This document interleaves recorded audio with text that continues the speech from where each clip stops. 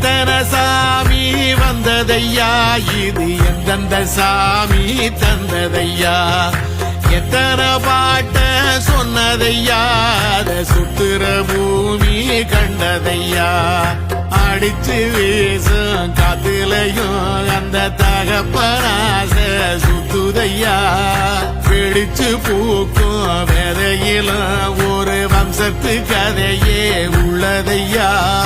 100 தலைமுறை சேர்ந்து செதுக்குன ஈர நலம் இது பாறையா